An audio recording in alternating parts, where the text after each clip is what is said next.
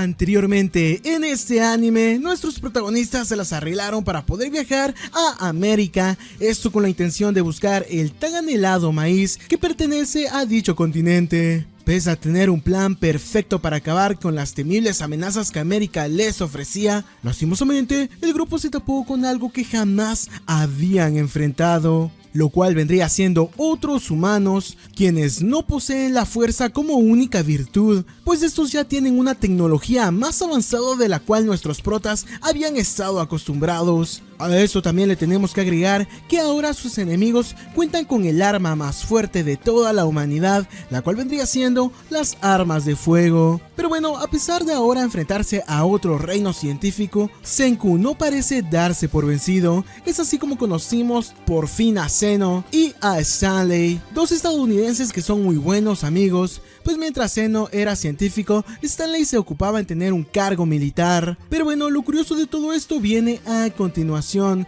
pues luego de que Gen se infiltrara a la base enemiga, gracias a los pequeños contactos que Senku tuvo con Luna, una protegida de Zeno, nuestro prota se entera de que el científico malvado que inició una guerra científica en realidad es su viejo profesor de ciencias, pues este le ayudó para crear un cohete a escala, y a pesar de haberse conocido antes, Zeno no parece tener intenciones de detener este conflicto, pues sin tantos problemas, el científico le dio como tarea a Stanley acabar con Senku de una vez por todas. Para suerte de nuestros protas, Senku logró sobrevivir a un impacto de bala letal, aunque esto pone la guerra en una situación delicada, pues rápidamente todo escala a algo mucho más grande, en donde cada reino científico se prepara para poder acabar con el bando enemigo con un solo movimiento. Acá el plan de Zeno era crear un submarino, el cual atacara al Perseo, reduciendo a todos nuestros protas con armas de fuego. Por otra parte, el plan de Senku consistía en tomar como rehén al mismísimo Zeno, esto infiltrándose en su base con los guerreros más fuertes del reino científico, y de esta forma cumplir su plan. Al ambos reinos lograr su objetivo, parece que el bando de Zeno es el que cuenta con la ventaja,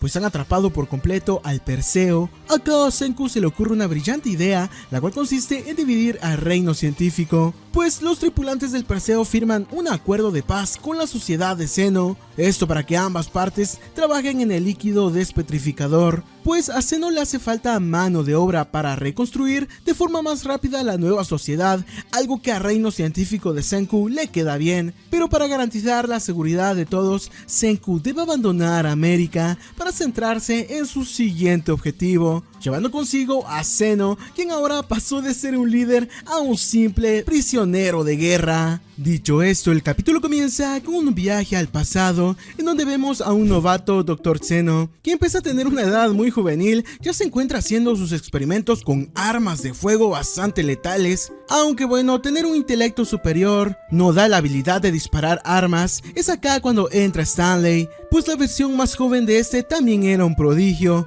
pues solo le hizo falta un intento para calibrar el arma, volviéndola completamente letal. Acá notamos cómo Zeno, antes de que se convirtiera en lo que es hoy en día, utilizaba su ciencia para poder descubrir cómo es que funciona el mundo. Pues para Zeno, incluso la más mínima estrella tiene un funcionamiento y una razón lógica de cómo fue formada y coexiste gracias a las bases científicas. Todo esto hace que Zeno resalte cómo la ciencia es el principio de todo, y lo hace de forma elegante. Acá Stanley, cautivado por la forma en la que Zeno se basa en la ciencia, decide seguir a este último hasta el final de sus días, formalizando de esta manera su amistad, cosa que para Zeno es nuevo, pues el chico, a pesar de ser brillante, no es alguien que tenga muchos amigos. Pero bueno, regresando al presente, notamos como este flashback es un sueño de Zeno, quien de momento no se encuentra en una posición favorable, pues aún sigue bajo la captura de nuestros protagonistas. Pero bueno, acá el reino científico nuevamente recapitula cuál será su siguiente objetivo, pues para empezar su plan de conquistar todo el mundo y despetrificar a las personas aún se encuentra en pie.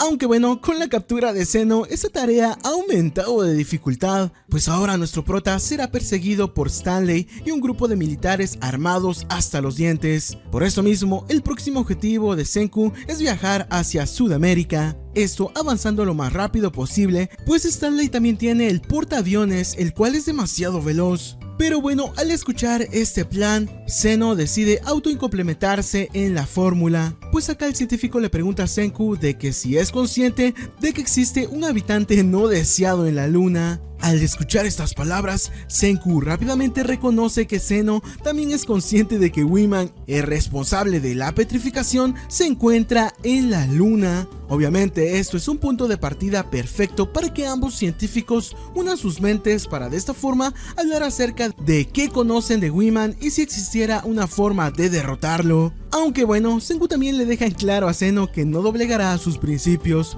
y que solo está interesado en trabajar con él por sus conocimientos.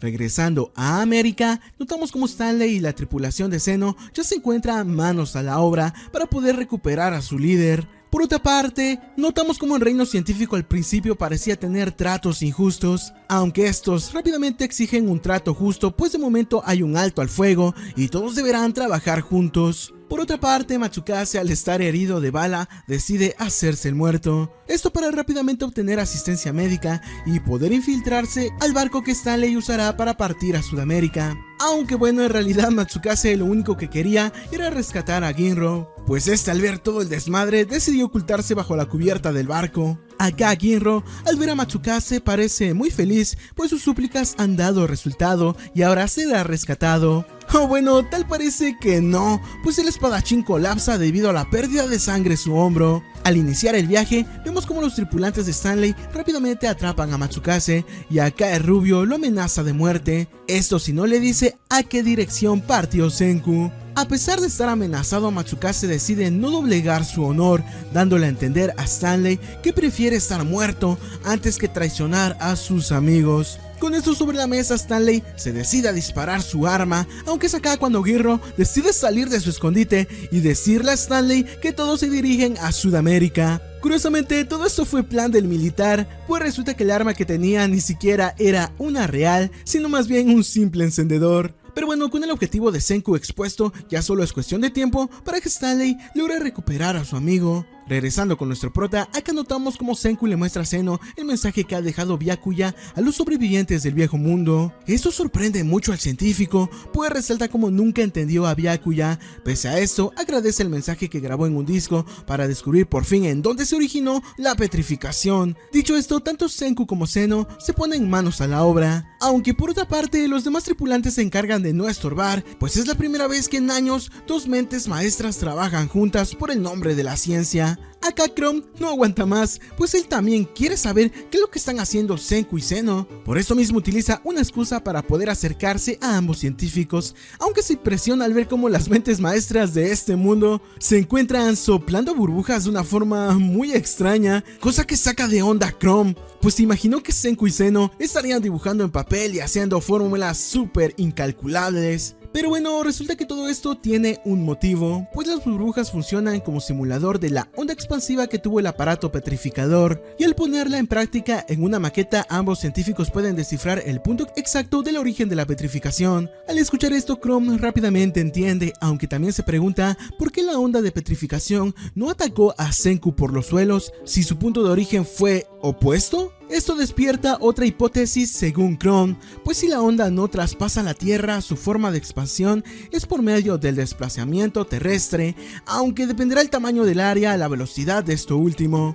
Esta es una hipótesis interesante para Senku y Zeno, aunque bueno, para poder establecer una hipótesis más concreta, Zeno propone analizar la repetición de eventos que simbolicen algo importante durante el campo de investigación. Para simplificar esto, Zeno pone de ejemplo a los fantasmas y como un científico lo investigaría solo si dicho fantasma repite sucesos paranormales, como tal fuera el caso de reducir la temperatura cada que este hará algo paranormal. Pero bueno, regresando al tema central, tras calcular los horarios de petrificación de Senku y Zeno, ambos se dan cuenta que la onda expansiva no es tan veloz y tampoco tiene una altura muy elevada, pues el satélite en el cual Byakuya viajaba no fue afectado por la petrificación. Esto también nos dice que la onda cumple las leyes de la gravedad pertenecientes a la Tierra. Tras dialogar como locos buscando la explicación a cada detalle, notamos como Zeno parece bastante feliz, pues el placer de poder buscar explicación a algo que no entiende es una experiencia inexplicable y sobre todo elegante. ataque. Pero bueno, por fuera, personas que no saben nada de ciencia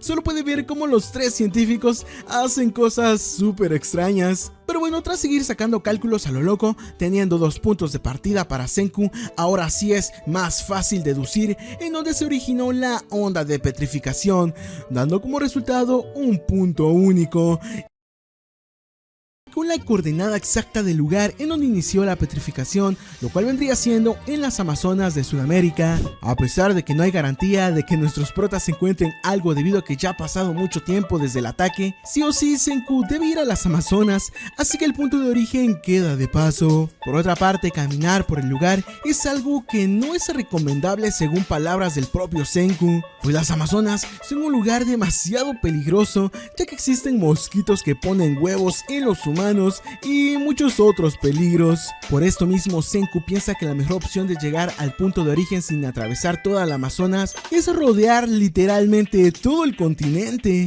Aunque bueno, el mayor problema ahora es el combustible. Por eso mismo el grupo cada cierto tiempo debe parar, esto para recolectar madera y utilizar dicho material como combustible temporal. Aunque bueno, el problema de todo esto es Stanley, quien al contar con verdadero combustible tiene más velocidad, lo que implica un gran problema para todo el grupo. Pero bueno, tras ser explotados laboralmente, vemos como todo el grupo se las arregla para poder subir al pequeño barco toda la madera posible. Curiosamente, tras llegar la noche dentro de todo el grupo, Taiyo parece ser el único que aún tiene aguante para seguir trabajando. Aunque bueno, lo que no se esperaba el grandulón es que justo en ese mismo lugar unas extrañas letras verdes aparecerían en el cielo, las cuales decían infierno. Esto fue suficiente para que todos pensaran que Wiman estaba haciendo otro ataque repentino.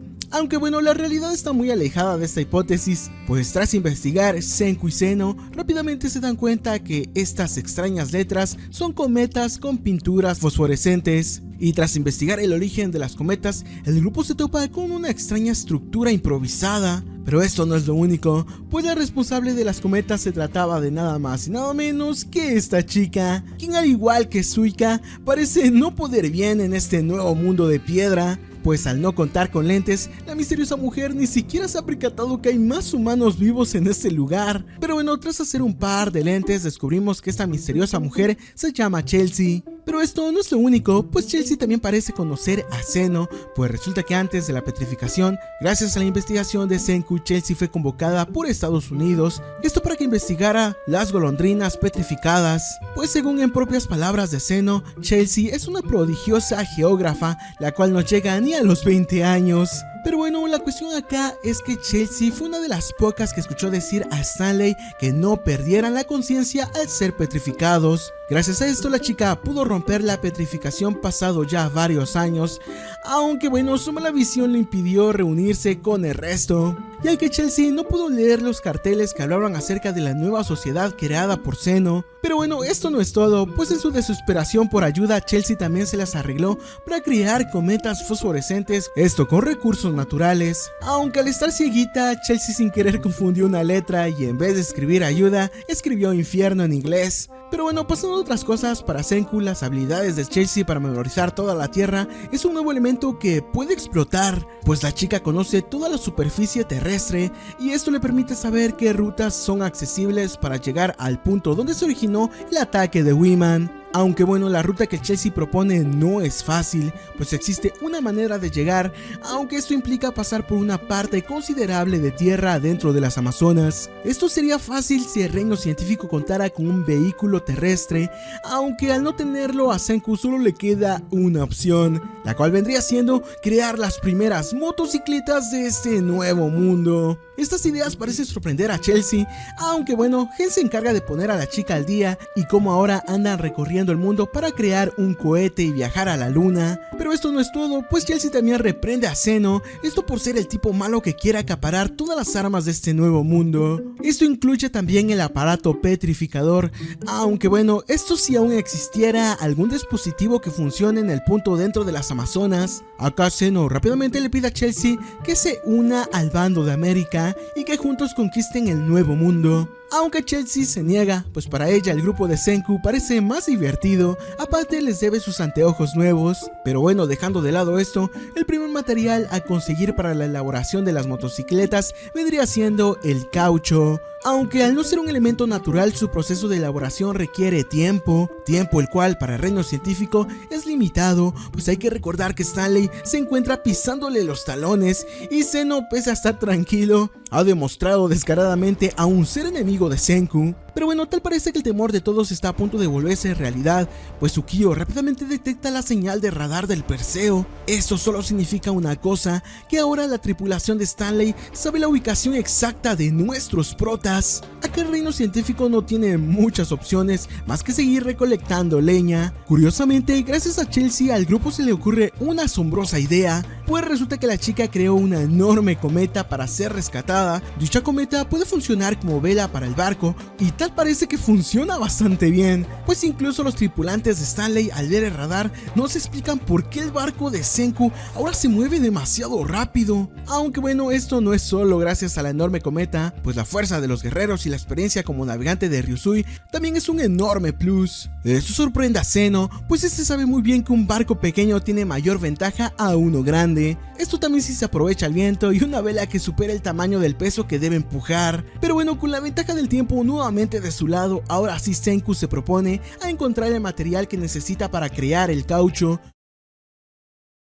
Aunque bueno, a pesar de tener claro el plan para la elaboración de las motocicletas, el problema sigue siendo el mismo, pues de nada sirve tener a Chelsea para encontrar el material de forma rápida, ya que si toda la tripulación se detiene sería solo cuestión de horas para que Stanley los alcance y ahora el militar no se tentará el alma, pues este matará a Senku sin dudarlo 2 veces, ya que América ahora cuenta con el líquido despetrificador. En otras palabras, nuestro prota ya no tiene nada de interés por la cual Stanley lo deje vivir. A pesar de no tener muchas opciones más que escapar, Chelsea nuevamente propone una idea, la cual vendría siendo en utilizar el canal de Panamá. Dicho canal, como bien sabemos, es una pequeña intersección que se utilizaba en el viejo mundo como atajo para cruzar el mar sin la necesidad de rodear todo el continente. Aparte, el portaaviones de Stanley, al ser demasiado grande, no sería capaz de cruzar dicho atajo. Aunque bueno, hay un pequeño problema, pues nada garantiza que el canal de Panamá aún se encuentre en condiciones para utilizarse. Por esto mismo, a nuestro prota se le ocurre una brillante idea, la cual consiste en crear un señuelo, esto para confundir dentro de la tripulación de Stanley. Es así como el querido Laboauto se sacrifica como todo un guerrero, pues ese distraerá al radar de Stanley dirigiéndose al canal de Panamá. De esta forma el militar piense que la tripulación de Senku se ha dividido en 2. Con este plan elaborado, nuestros protas por fin logran obtener algo de tiempo, cosa que es suficiente para poder explorar la cuenca amazónica, la cual está ubicada en Sudamérica, en donde por fin dan con el tan preciado árbol de caucho. Con la primera parte del plan logrado, todo el equipo se pone manos a la obra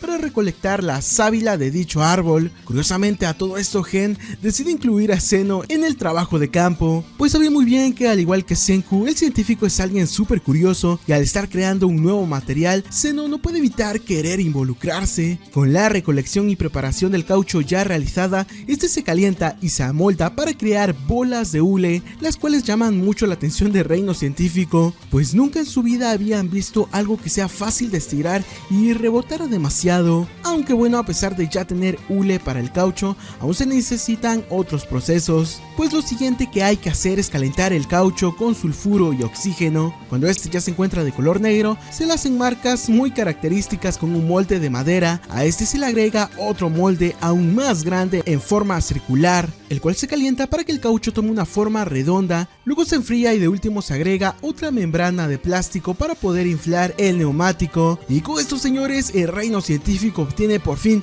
su primera llanta de caucho. Por otra parte, regresando con Stanley, notamos como este ya se encontraba cerca del señuelo que nuestro prota había preparado, y al estar en su rango de tiro, el militar sin tantos problemas acaba con el Laboauto de un solo disparo. Aunque es así como el militar se da cuenta que ha sido engañado, pues el señuelo no contenía a nadie, lo que hizo que retomara su ruta para perseguir al barco real en donde sí se encontraba Senku. Tras esto vemos como nuestros protas desembarcan en Ecuador, aunque se topan con algo sorprendente, pues Pues resulta que Ecuador ya no existe, ahora el desierto se ha mudado a esta región, cosa que no es del todo malo, pues nuestros protas pueden utilizar el desierto para correr aún más rápido, esto aprovechando las motos, aunque primero hay que crear el cuerpo de dicho vehículo. Para esto todos se ponen manos a la obra para destruir el barco y reutilizar los materiales para crear la carcasa y el motor de las motos, aunque bueno, el señuelo al estar destruido, la carrera contra el tiempo nuevamente se retoma,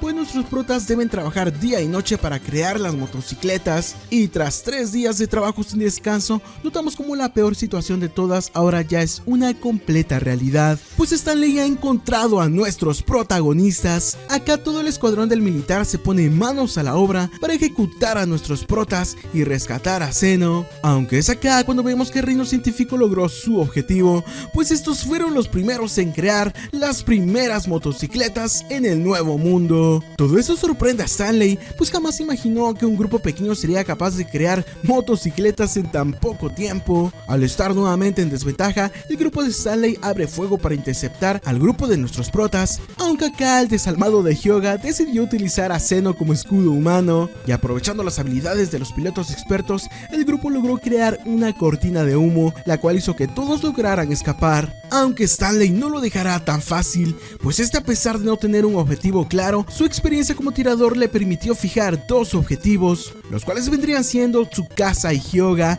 pues estos dos son los guerreros más fuertes del reino científico, y herirlos claramente sería debilitar la fuerza militar de nuestro prota. Pues a esto Stanley recibe instrucciones pertenecientes a Zeno, esto utilizando un tipo de código Morse con sus párpados, y a pesar de que Stanley contaba con una avioneta, esta queda inutilizada gracias a que Senku predijo el movimiento de su enemigo, pues antes de abandonar el portaaviones saboteó el motor de su avioneta sabiendo que podían utilizarla en su contra, y con esto nuestros protas lograron nuevamente escapar de sus enemigos, teniendo en mente ahora su siguiente objetivo.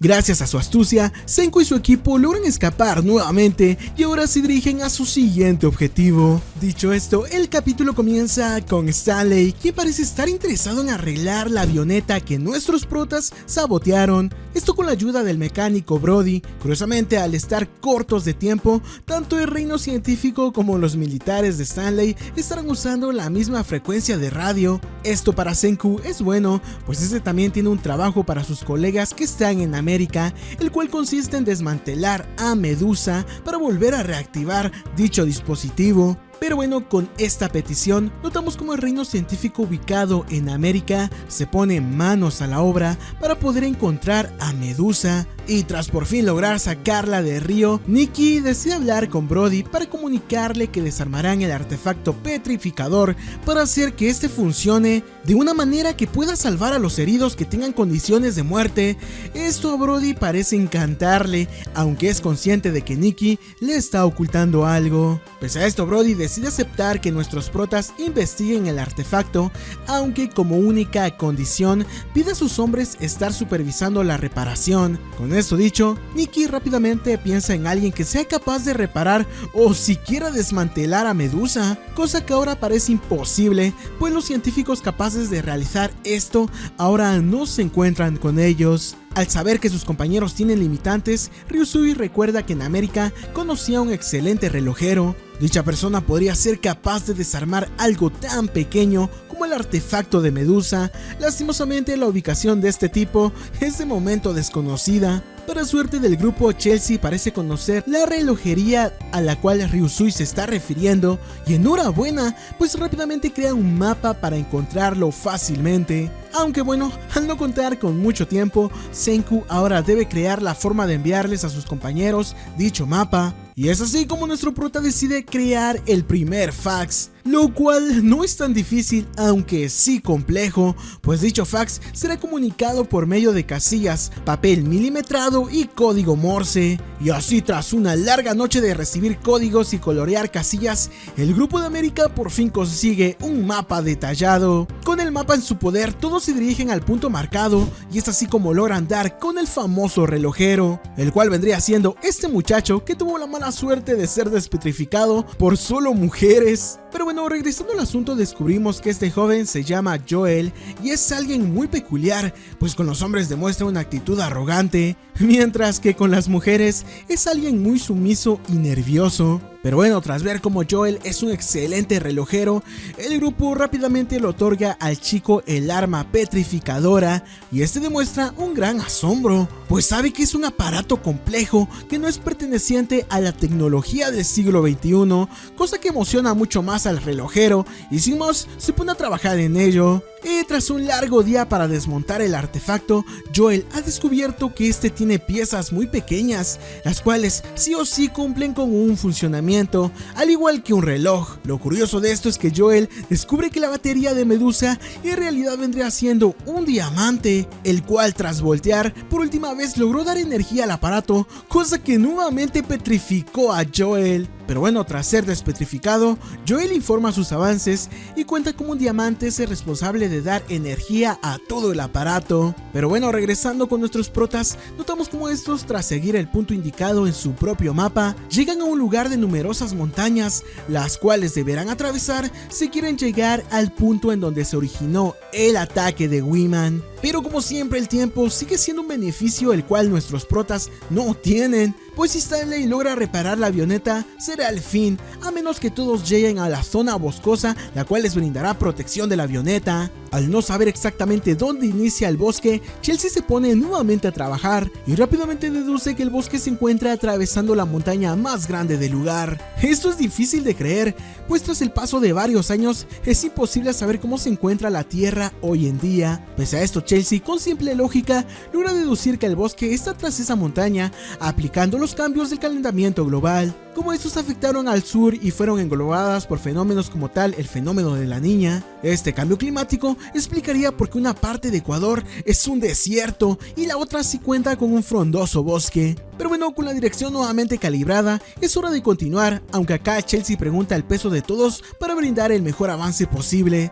pues lo mejor será cargar con peso estable en las motocicletas y no sobrepasarse en una zona muy empinada. Acá Chelsea, tras preguntarle el peso a Luna, la chica no puede evitar hablar acerca de la tensión que hay entre ella y Senku. Acá Luna, sin tantos rodeos, le comenta a Chelsea que ahora mismo tiene una relación con Senku, pues ambos son novios. Un acuerdo que hicieron cuando Luna salvó a nuestro prota de morir desangrado. Curiosamente, al ver las actitudes de Senku, Chelsea piensa que solo Luna cree estar en una relación, pues Senku ni siquiera la topa. Pero bueno, dejando de lado el romance, tras crear una báscula improvisada, por fin los grupos para cada motocicleta están hechos y el viaje nuevamente se reanuda. Aunque lastimosamente no por mucho, pues a pesar de repartir el peso, las motos no son capaces de subir la montaña. A esto debemos agregarle que Stanley ya ha logrado reparar la avioneta y es solo cuestión de horas para que este llegue a la ubicación de nuestros protas. Ante esto, Senku decide utilizar su as bajo la manga,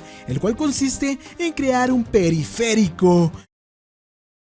Pasando con el grupo, el cual rápidamente se pone manos a la obra para lograr cruzar un alambre de metal guía, el cual servirá para la elaboración del periférico. Para suerte de todos, Kohaku, al haber estado escalando montañas por varios años, su condición física le permite llegar al otro extremo de la montaña sin tantos problemas. Con ella del otro lado, Senku decide aprovechar para crear el primer teléfono a base de cuerda, pues cabe aclarar que no pueden usar el radio, pues Stanley los encontraría más fácilmente. Con la primera parte del plan hecho, vemos como todos rápidamente trabajan en un transportador improvisado, obteniendo de esta manera el primer periférico en este mundo. Pero bueno, pese a tener un transportador similar al de la tala de árboles, el único problema ahora es distribuir el peso, pues el cable, a pesar de estar hecho de fibra de hierro, solo aguantaría unos 160 kilos. Por esto mismo, nuestros protas deberán transportarse en pareja. El problema acá es Zeno, pues debido a su peso, este lógicamente debería ir con Suika, quien al ser pequeña no podría hacer nada si Zeno intenta escapar. Esta problemática parece recordar mucho al acertijo del viajero, que debe transportar un zorro, una gallina y granos de maíz. Debido a la naturaleza de cada elemento, el viajero no puede dejar a solas ciertas parejas, pues se terminarían comiendo entre sí. Pero bueno, regresando a nuestros protas, el peor de los casos sería dejar a solas a Zeno y Hyuga, pues hay que recordar que Hyuga intentó matar a Tsukasa y si este desea venganza, fácilmente podría traicionar al reino científico uniéndose a Zeno. Todo esto sorprende a Chelsea, pues la chica pensaba que todos se llevaban bien en el reino científico, aunque rápidamente la ponen al día, pues en este grupo han habido muchos intentos de asesinato. En fin, a pesar de que los pesos no cuadran, a final de cuentas, Senku decide mandar a Zeno con Hyuga,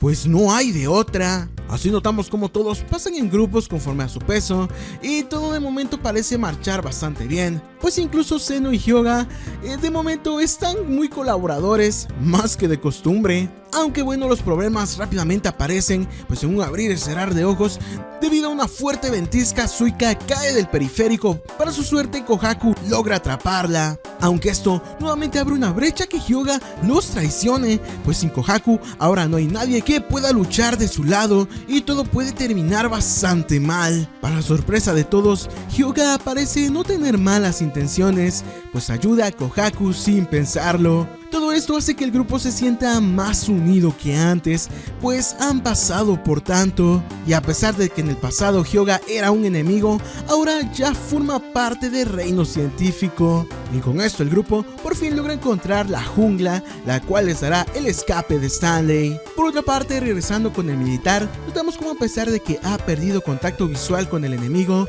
Stanley sí tiene una idea para dónde ir, pues las motocicletas dejaron marcas en la arena, mismas que Stanley usará para poder llegar hacia nuestros protas, aunque bueno, no es tan fácil, pues esta tarea les llevará tiempo. Pero bueno, a pesar de ya no ser perseguidos por Stanley, el grupo ahora debe enfrentarse a los peligros de las Amazonas, pues en este lugar hay numerosos insectos que pueden matar a cualquier persona.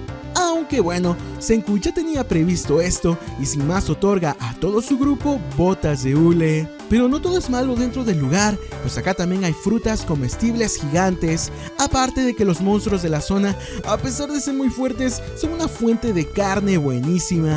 Y bueno, tras conseguir comida, Zeno también colabora creando un insecticida casero, esto para evitar que los mosquitos le piquen, los cuales son fastidiosos por esta parte del mundo. Pero bueno, si quieren evitar de mayor medida a los insectos, a Senku se le ocurre la brillante idea de usar al animal más feroz de todas las Amazonas. Estas vendrían siendo las hormigas guerreras, pues se puede utilizar la esencia de estos pequeños insectos mezclada con alcohol para crear un potente repelente. Pero bueno, con la pena de los mosquitos en el pasado, vemos como el reino científico se las arregla para superar cualquier tipo de adversidad que les da la Amazonas, pues en donde hay desventajas, el grupo mira una oportunidad para usar la ciencia y superar de forma creativa. Pero bueno, mientras el grupo avanza para encontrar el lugar donde se originó el ataque de Wiman, a Chrome se le ocurre una brillante idea, la cual consiste en crear un artefacto que permita activar el líquido despetrificador como una bomba de tiempo.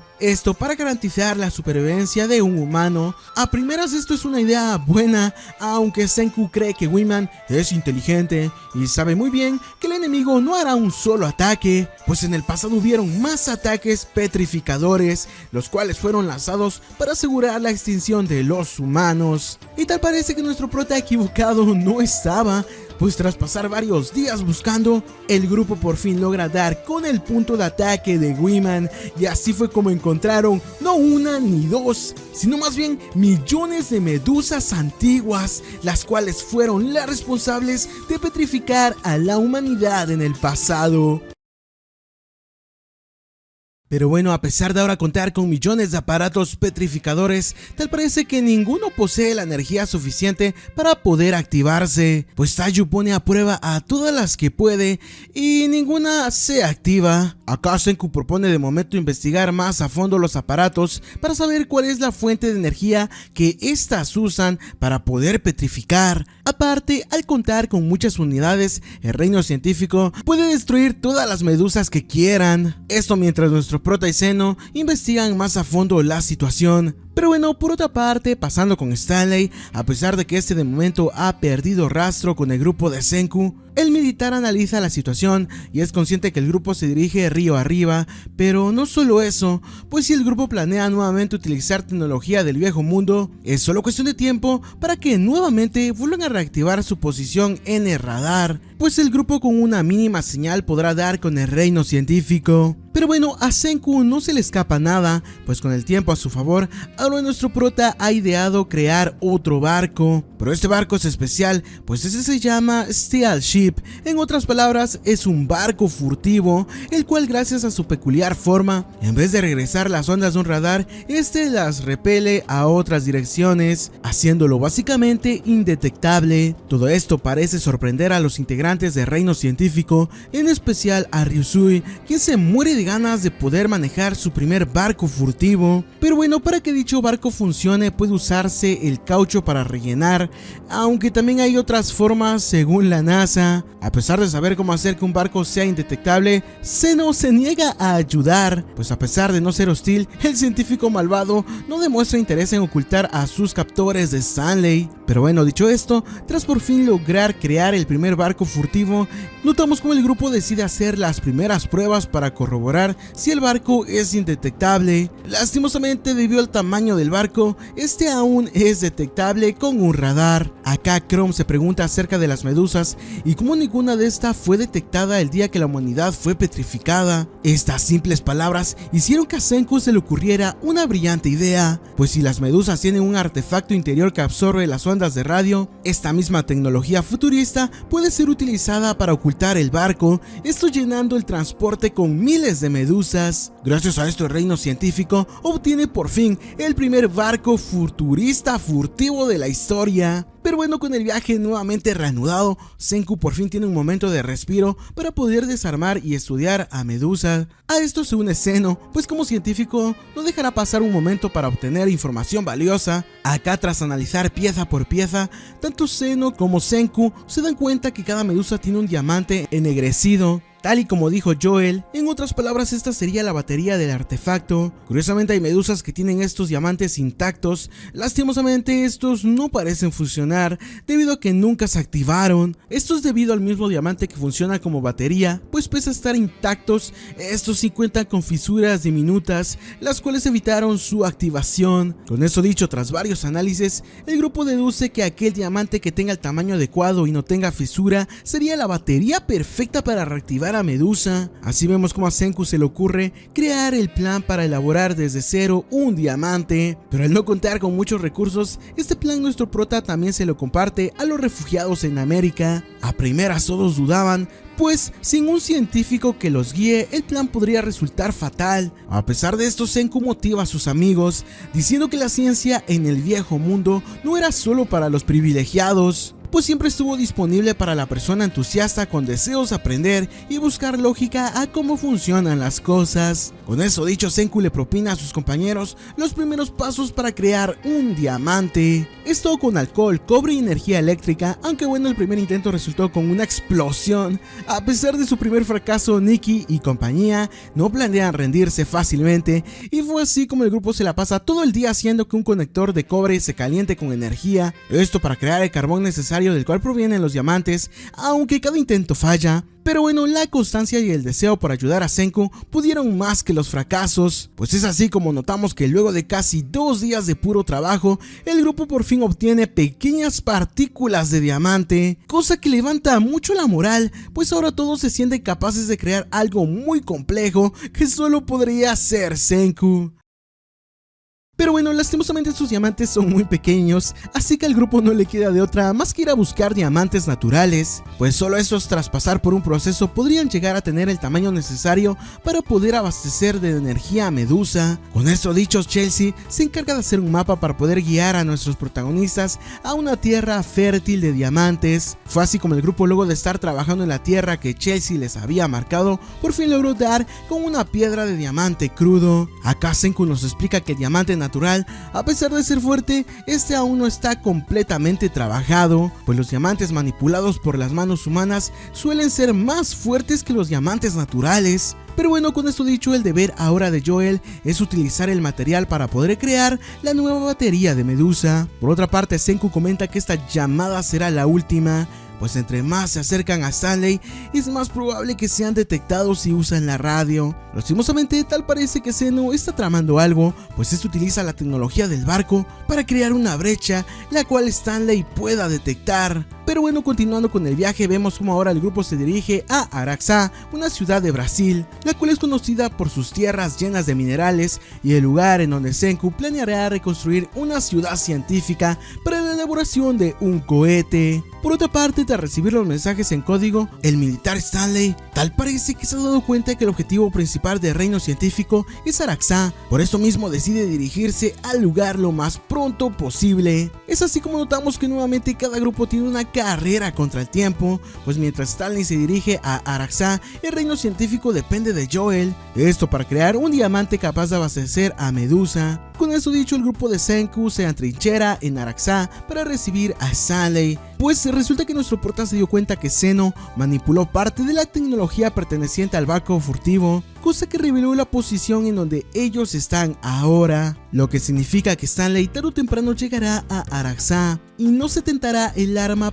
para acabar con ellos. Esto parece preocupar a la fuerza militar del reino científico, pues tanto Tsukasa como Hyoga son conscientes de que aún están heridos debido al disparo de Stanley. Por esto mismo, el grupo no tiene de otra más que contar con un aparato petrificador, pero entre más repasan el plan, más difícil es poder reactivar un aparato, pues a pesar de que la recolección de diamantes no es imposible, el simple hecho de desarmar una medusa ya es un trabajo demasiado complicado. Esto debido a las piezas diminutas que conforman dicho dispositivo, pues incluso el mismo Kaseki tiene problemas para poder tratar con un aparato tan complejo. Al ser conscientes de que no podrán crear aparatos petrificadores por montón, el grupo empieza a replantear sus opciones, pues ahora todos solo buscan al menos poder activar una medusa. Es por esto mismo que a Chrome se le ocurre la brillante idea de petrificar todo como sacrificio y recurso de último momento, pues si petrifican una gran zona del reino científico, estos pueden asegurar su victoria dejando que algún compañero se aleje lo suficiente para luego despetrificar al resto. Con esa idea formulada para facilitar su ejecución, Senku decide crear un gran parlante en el cual colocarán a Medusa para activarla y petrificar a gran parte de la isla, esto solo para poder asegurar la victoria de mejor manera. Pero bueno, a pesar de ya contar con una fortaleza llena de medusas, ahora solo falta poder reactivar dicha arma. Pero a pesar de por fin haber logrado desarmar una medusa con éxito, Kaseki sigue teniendo problemas para pulir un diamante a medida. Pero no es lo único, pues incluso Joel parece estar a la deriva de rendirse, ya que todos sus intentos por replicar un diamante han sido en vano. A pesar de esto, el espíritu de Kaseki es inquebrantable, pues sin más el viejito descubre que cada diamante de Medusa tiende a romperse a la mitad. Eso significa que son diamantes con expoliaciones mínimas, las cuales sirven para algo. Pero bueno, a pesar de ir avanzando, Stanley ya se encuentra a un par de días de llegar a su objetivo, y tal parece que una masacre está a punto de iniciar.